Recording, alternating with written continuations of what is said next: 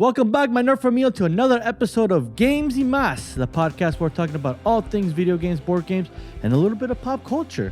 I'm your host, Vic, and today we're continuing our mini-series that we started a while back, or maybe a couple weeks back, where we're talking about all things Jurassic World and Jurassic Park, the franchise. We're looking at the movies, the board games, the video games, maybe we talk about the book, and maybe even the shows. Maybe talk about a little bit of the animated shows that are on Netflix here. Last time we talked about our orders. We kind of gave a little introductory in the first episode of starting to kick off the miniseries. We talked about Jurassic Park 3. We talked about what we liked, what we didn't like. And then after that, we talked about Jurassic World. And now on this episode, we're going to be talking about Jurassic World Fallen Kingdom.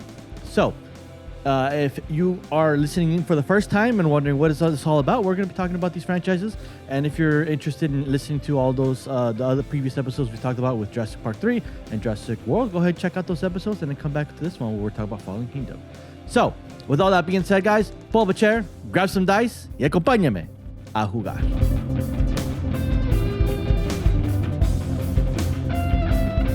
Okay, Jurassic World Fallen Kingdom. Wow. Okay, so I know we mentioned in either the Jurassic World episode or Jurassic Park 3 that I was going to lump in Jurassic World Fallen Kingdom and Dominion into one episode here, but I think I'm going to separate them and talk about, because I feel like I got some stuff I want to talk about with that's pertaining only to Fallen Kingdom and stuff that's pertaining to Dominion, so I want to give it the respect due to each movie and give its own episode. So I did watch the movies back to back. So I watched Fallen Kingdom and then right away watched Dominion afterwards. And so being that it's still kind of fresh-ish on my mind, what I'm going to do is I'm going to do back-to-back episodes with you guys. So I'll do Fallen Kingdom, talk to you guys about Fallen Kingdom, and then we'll talk about Dominion afterwards. Give us our thoughts, and we'll go from there. First of all, I want to say, if this is your first time watching, thank you so much for tuning in to our little side of our nerd corner here on the West Coast, where, again, we talk about all things board games, video games, pop culture. We've been talking about a lot of board games in the recent past episodes, so we're going to talk about some movies. With the recent release of Jurassic World Rebirth, I decided I might give some opinions here about some movies, and you probably might have seen some reviews and some other YouTubers or podcasts that have talked about this, and so I thought I'd give my little 2 cents. I kind of explained that a little bit on our Jurassic Park 3 episode, and so today we're continuing on, we're chugging along, and we're gonna be talking about Fallen Kingdom. Oh yes, this movie. Wow, what can we talk about this movie? I'm going to try to approach it differently. I'm not gonna try to do. Everyone bashes this movie. And I probably will bash this movie in this episode, but I'll try to give it some pros and some cons as well, and where this episode lands on my list here. But let's get started here, and we'll talk about Fallen Kingdom. First of all, let's talk about some socials, guys. Again, got to do our introductory socials here. But if you guys want to catch us on all socials, you can find us on X, Facebook, TikTok, Instagram, and YouTube, Spotify, Apple Podcasts, Amazon, iHeartRadio. You can find us at Games You Must Pod. That is at Games You Must Pod. Give us a follow. Like and subscribe, as the YouTubers like to say, and keep the algorithm going, so that way we can get these episodes out to more of our nerd familia out there and let the familia grow. And I'm very honored and humbled and blessed to have those that have been following us and watching our content and commenting. And thank you guys so much for watching. And if you're new, then welcome in. And hopefully this is some content that you like and you can watch some more stuff. We have plenty of things that we cover, all bases of all things board games, video games, and some pop culture. Like I said, I keep repeating the intro, but I don't know. I guess because I'm just trying to stall because I don't want to talk about Fallen Kingdom. Let's talk about Fallen Kingdom. But yes, if you want to give us a follow, you can follow Games You Must Pod. That's throughout all socials. Give us a follow. Send us a message, comment below, and let us know what you think about these movies. I'm very curious to hear your guys' thoughts, especially your guys' rankings. And so, there. Or if email is the way you like to go, if you guys want to send us a lengthy email of why this movie is the greatest movie ever, you can send us an email at gamesyoumustpod@gmail.com. That is gamesyoumustpod@gmail.com. So, got all that out of the way, got the introductions, welcome in, and let's get started here with Jurassic World Fallen Kingdom. So, right off the bat, I always like to give little credentials of who directed it and what the music and who made the music for the movies. So Jurassic World Fallen Kingdom is directed by J.A. Bayona. I've never heard this director's name before. But yeah, J.A. Bayona, and the music is again by Michael Giacchino. Sorry if I'm butchering your name.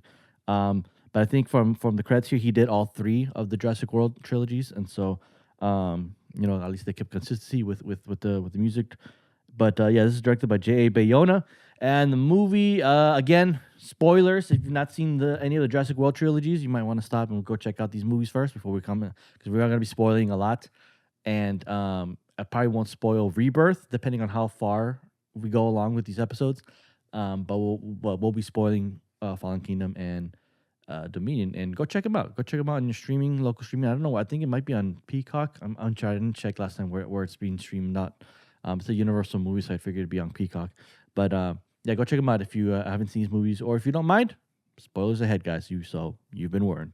So this movie continues from Jurassic World. From the end of Jurassic World, it's been maybe a couple years since the events of Jurassic World. All the dinosaurs have escaped, or they're still on the island. And wow, okay, I'll say this. Get out of the way. I think this one is my least favorite of the whole. I know I struggle between this one and Dominion, because Dominion was one of my least favorites as well. But after giving it a rewatch, I think this falls in the last of my list of movies that of my rankings of the Jurassic Park and Jurassic World franchise. And I'll give you my explanation of why. It has to tie in a little bit with Dominion, but yeah, this movie, the intro, I mean, it kind of got me going with the intro, because I was like, okay, what's going on? We're seeing the return of the island, how it's all destroyed, and we have these, I think they're mercenaries that they're trying to get. Or no, it turns out it's like another company that's trying to get. Or the Lockhart Foundation, I think is what it's called, if I remember correctly. Again, most of this movie I wasn't paying attention, because I was like, oh, okay. But I had to try to like focus in for the episodes to figure out details. But it's like the Lockhart Foundation is trying to get the Indominus Rex's one of the teeth of the dinosaurs to get its DNA, but it's also trying to get Blue's DNA for some reason, because of this whole secret auction thing, or they're creating the Indoraptor. Again, we'll talk more about that, but. Yeah, so with the return of the cast, I mean, again, I gave my 2 cents when it came to Jurassic World, on that episode of the characters. Again, I think these characters are very goofy superhero type characters who like to do things. I will say though that Bryce Dallas Howard is a big crush of mine, so she's awesome. So it was good seeing her, and I was like, it's always eye pleasing to see her. I think she's very beautiful, very gorgeous. Of course, my wife is number one. I love you, babe. But that Bryce Dallas Howard did, I think, a good job. This time she was in boots, not in heels. I think the director and the cast, heard the fans saying that there's no way that she could have done all this in heels in Jurassic World. So now she's in boots, so she's in appropriate attire to do this stuff. But yeah, it follows the story. Is pretty much a big synopsis is. These dinosaurs are dying because the island is going to blow up because of the volcano or something like that. The volcano is going to blow up, and it's going to cause the island to blow up. And so there's this whole debate of, do we save the dinosaurs? Do we let the dinosaurs die? What's going on? You have the return of Ian Malcolm, played by Jeff Goldblum. The trailers made it seem like he was back, and he's like, and we're like freaking out because oh, Ian back. But then they just stuck him in a courtroom giving his 2 cents in the beginning and at the end. And I thought that was pretty lame. I thought was pretty lame, which I didn't like as well, is the way they did like the title screens when it introduces the title of the movie. They did like some animated kind of like almost like Marvel-esque kind of, I don't know how to explain it, but it's like what I enjoy about the original trilogy is like it just showed the name. It just said, Jurassic Park. Even in the third one, it showed the name, and it did a little dynamic of the claws coming down to indicate that's the third one. But the first two, Lost World and Jurassic Park, it just showed the name kind of like fade in, fade out. This one, it's like did some graphic with like the lava coming down, and then it showed the T-Rex symbol, and then it showed, I was just like, okay, that's a little too cheesy. Why are we going this route? I didn't like that as much. But yeah, this, I mean, going back to the island, I thought it was interesting, but very goofy. The way they got the characters to go back because they want to save Blue from the island, and the Lockhart Foundation is hiring Claire Bennett to like, hey, we can save these animals. We just need you to go in there and help us with the I think some like the administration. Like she needed to activate the code or something because she was in charge of that back in Jurassic World. And I mean, and it turns out there's like a double cross. They actually wanted to take these animals because they want to auction them off to the highest bidder for money, for a lot of money. And yeah, and then there's like this whole, I don't know if it's like a message, but it's like a whole animal rights kind of thing going on here. But we'll get into that as well. But on the island, let's talk about some pros. I mean, the return of the T-Rex is pretty cool. I think a cool pro was when they're running with the island's blowing up, the volcano is destroying the planet, or destroying the island, and everyone's running away trying to escape. And then they did the scene where I mean, obviously it wasn't a one-shot scene, but they made it look like a good one-shot scene, which I thought was pretty cool. Was with Claire Bennett's character, Bryce Dallas Howard's character, Claire Bennett, and then I forgot the guy that he's like he's a software developer or something like that. He's the guy that played Detective Pikachu and was in D&D. He played the wizard. I'm forgetting your name, man. I'm sorry, but you did a good job being the guy who was like, I don't do this. This is not my thing. But anyway, they're running. They get into the gyrosphere and they're running down. The volcano's exploding. Everything. Chris Pratt's trying to get there. And then there's another dinosaur. I think it's like an Allosaurus or another dinosaur that's blocks their way. And then everyone all these events happen and they jump off and they're into the ocean. And you see Claire Bennett and the other character are inside the gyrosphere. They're struggling. And it did this like cool little like 360 one shot where like it shows them struggling and it looks up into the ocean. You see all the dinosaurs and they fall debris. And you see Chris Pratt like coming in, Owen Grady, his character, swimming in, trying to open up, trying to free them. And then it flips back to them, struggling, goes around. So they did a cool little one shot where it's like 360, like looking around with the craziness of what's happening, going back to them, made it all seem like it's a one shot. I appreciated that. That was pretty cool cinematography. I'm like, okay. It showed a little bit of the tensity of, hurry up, they're going to drown. You better hurry up and figure out what's going on.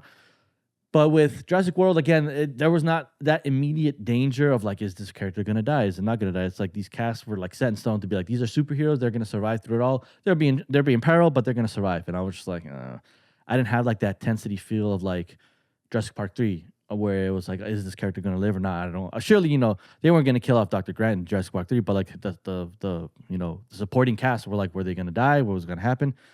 This one, I was like, I feel like the whole supporting cast and like them were like going to survive. Like, I didn't have any fear about that. Maybe like some of the mercenaries were going to die for sure, but I was like, okay, those are like the extras. Like we all know some of them were going to die for the movie. But I felt like with for this cast, it was like, there was no tensity. There was no like nervousness. I was just like, okay, this was a cool tense scene, but I know they're going to escape somehow. I just want to know how they do it. And so they escape. There was like a double cross. There's like some weird, I don't know, like you have like this side story, also like this main story. I guess the story with Maisie Williams. That's the little girl where you find out towards the end that she's like a clone of the actual like daughter of Lockhart, but then Dominion like double crossed and said no, she's not a clone. She was actually created. I don't know. It was some weird stuff like that. Some continuity there was weird. But when it came with when it came with Jurassic with Fallen Kingdom, it was like that twist of like she's not the granddaughter of Lockhart. It was actually he created her. Cloned her, and I was just like, okay, all right, I guess. And then they were talking about the Indoraptor. We're going with crossbreeding, genetics, splicing, mutation, dinosaurs. The bigger, the badder, the scarier, the crazier. It was just like, oh my goodness, like, man, why? What's wrong with regular dinosaurs? I think the T-Rex wasn't really prominent in this movie as well. It was more about the Indoraptor. Like T-Rex was like at the beginning, and then that's it. Like I think when we go back to the beginning where like the mercenaries are in the park trying to turn it on, and then you see the T-Rex in the background with the flashlight, and then they bring down the flashlight to the guy, and they're like telling him, "Hey, come back," and he's like, "I can't hear you," and he looks back again, and T-Rex is gone. I thought it was pretty cool, like cinematography, but I mean, I love me some T-Rex, but this movie was mainly about Blue and Owen Grady, and Maisie Williams. I forgot her name. I think it's Maisie Williams or something like that. Again, forgettable character cast here. Sorry if I'm bashing it too much. I'm trying to bring out the good in this movie, but it's just so hard to figure out some good stuff here. But yeah, so this movie's like half of it in the beginning is on the island, which is like all right, and then half of it is like on the mansion where it's like you find out that underground there's like this whole cage system with the with the whole auction off and stuff. I thought, okay, maybe I can get on board with this, where like they're trying to auction off these dinosaurs to like, these black market, buyers, and have these dinosaurs so they can like, show them off or do something like that. I don't know. It was all about money scheme, and it was all a trick. And so it became like a whole, now we got to rescue these dinosaurs. Now here's the part where I was like, okay, where are you going to go with this? Because I was like, if you stop this auction, what are you going to do with these dinosaurs? And I was like, if you free these dinosaurs into the world, I was like, I remember specifically watching this movie, and I was like, if you free these dinosaurs into the world, I am done. Like, this is stupid. Like, why? Like, why? This is, ugh, oh my gosh. And lo and behold, that is exactly what happens. And I'm just like, why? Why are we doing this? What's going on? Now, I understand the message, I guess you could see, because like they're at the final scene where it's like the dinosaurs are in this in the final like chamber, and like the hydrogen nitrogen or something like gas is being expelled, and the characters are explaining, look, if we don't free these dinosaurs, they're gonna die. And then Claire's like, okay, we gotta free them, and then Owen's like, hey, if you do this, like, there's no going back. Like, if you release these dinosaurs, there's no going back. You're gonna release them out into the world. And so Claire's like, do you want to do this? Because I guess she's feeling regret from the first movie, how stuff went down, and she feels like it was her fault during the incident and stuff in Jurassic World. The Owen's like, hey, are you gonna do this or you're not? You got to figure out what's going to happen. And so she decides not to. She's like, you know what, let's we're gonna let the dinosaurs die because they had their time, and it's time to move on. So I was like, all right. But then Maisie hits the button, and I was like, seriously, dude? Like, she's like, they deserve a chance, just like I do. And I was like, okay, like, all right, we get it. You were a clone, and you're trying to give a second chance, whatever. But like, you don't release the dinosaurs. You go outside. Like, these dinosaurs are like extinct. They're gonna run amok. Yeah, it was. Oh my goodness. I was like, why? And then let's talk about the fight scene here. I'm all over the place here because I'm trying to gather my thoughts, but like I'm trying to figure out like what's some good stuff about this movie that I enjoyed. I already gave it the one shot. I think the Indoraptor was okay. I mean, it kind of gave like Resident Evil feels when they were like in the mansion trying to escape this Indoraptor, but I was like, oh, this is so goofy. I was like, what is happening here?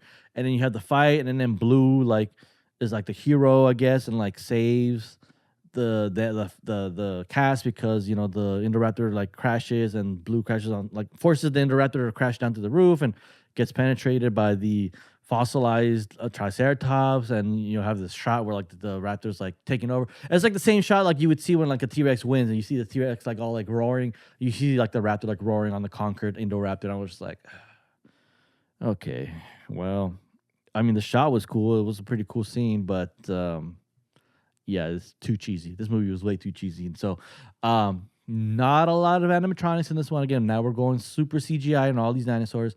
I think there was a couple animatronic scenes with the main mercenary guy that likes to collect the teeth, and he was wanting to collect the teeth of the Indoraptor, and he was getting eaten he got eaten in the cage or something like that. It was like some little cat and mouse thing, or like the dinosaur pretending to be asleep, but then like, yeah, it was just like, I was like, oh, man. So anyway, Jurassic World Fallen Kingdom, again, it's at the bottom of my list. I think it was just very out of place. It was all over the place. We're on the island. They're going to blow up. Okay, now we're on the mansion. Okay, now there's dinosaurs. Now they're releasing these dinosaurs. Jeff Goldblum's in it for some reason, explaining that this is a bad idea, but who cares, because we have Jeff Goldblum, so everyone's going to love it. No. I dislike this movie. It has some gold nuggets. Again, with all the Jurassic World series, there's some gold nuggets to pick from in these movies. Some cool little shots and here and there, but it's not enough to save these movies. Me personally, if you like this movie, all right, cool. It is a movie that, I mean, if it's on, I'll have it in the background. I won't pay attention to. It's not a movie where I was like, I need to watch this movie. Let's watch the series. This is a movie where it's like, if it's on TV, I'll watch it. I'll have it in the background while I'm cleaning or whatever with commercials, and I won't pay attention as much, and I'll be like, oh yeah, I remember the scene. I remember that. And then at the end with Jeff Goldblum, being like, now we've become a Jurassic World. I'm like, all right, cool. Let's talk about the let's talk about the name, whatever. Let's introduce the name. And so, yeah, it's not one of my favorites of the series, as you guys can probably understand from this episode. You guys are probably thinking like, you betcha, you say we're gonna talk about good about it. I mean, it had some good shots. Again, I like when they're on the island, except that one scene with Chris Pratt when he gets shot with like the tranquilizer, and then he's escaping lava for some reason, and like he's still like tranquilized, but he manages to escape because he's like wiggling his body loose, and he's like kind of like moving his arm around. And I was like, okay, how do you?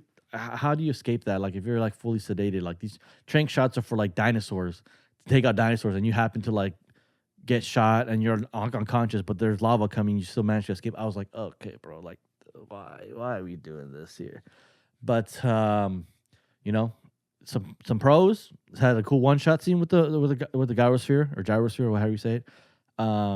There's pretty cool shots with the final fight scene where it's like some cool like little fight battles at the end where like the Indoraptor and Blue are falling down, and you know they land on the Triceratops and gets impaled. The Indoraptor, that was a pretty cool shot. I mean, Bryce Dallas Howard. I mean, it was every time she was on screen, I was like, oh hi, you know, hey, hi, what's up, baby? No, I'm just joking. But you know, that's not a good point, I guess, for the movie. But yes, it falls last on my list. As I watched Dominion and I watched Fallen Kingdom, I was debating to see which one was going to fall last on my list. Oddly enough, Rebirth is like above these movies because of some certain aspects, but we'll talk about that more in another episode. But Fallen Kingdom, Jurassic World Fallen Kingdom, I mean, music score was good. Again, Michael was on the helm again and still had the same stuff. But not my favorite, and yeah, I'm going to give it one of my last ones over Dominion. I think it's beneath Dominion. And then we'll talk more about Dominion in the next episode. But again, guys, let me know what you think about Jurassic World Fallen Kingdom. Again, not a long episode here. This one was more of a like gripes of talking about this one. But yeah, it was just not good. Didn't enjoy it as much. And I think they could have done more. I think they could have done more with the island. They could have done more with the premise of the story. Interesting story. I mean, that twist with the daughter being a clone instead of actual granddaughter, that was pretty cool. But yeah, not a fan, guys. But let me know in the comments below what you guys think about Fallen Kingdom. Where does it land on your guys' list? Is it a movie that maybe I was too harsh on? Maybe you guys can change my mind. I'm open to listen to you guys' thoughts and critiques of this movie. And yeah, let me know, guys. Again, we'll emphasis our socials, guys. If you guys want to follow us again on Instagram, again, we're all on Facebook, Instagram, TikTok, YouTube, Spotify, all the socials, all the Amazon, Apple Podcast. Give us a follow, give us 5 stars. Let us know what you thought about this franchise. Let us know what you thought about Fallen Kingdom. Don't forget to like and subscribe, hit the notification so you know when we get a new episode going. And yeah, let us know in the comments below. Again, you can find us at Games You Must Pod. That is at Games You Must Pod, or send us an email at gamesyoumustpod@gmail.com. gamesyoumustpod@gmail.com. I'm Vic. Thank you so much for listening to Fallen Kingdom, and stay tuned for our talk with Dominion, and from there on we'll dive more deeper into the video games. I'm trying to save Jurassic Park and Lost World for last because I can talk on and on about these movies. So I'm trying to get all the other ones out of the way, and then we'll save the best for last, as you would say. And so thank you guys so much for listening, y nos vemos para la próxima.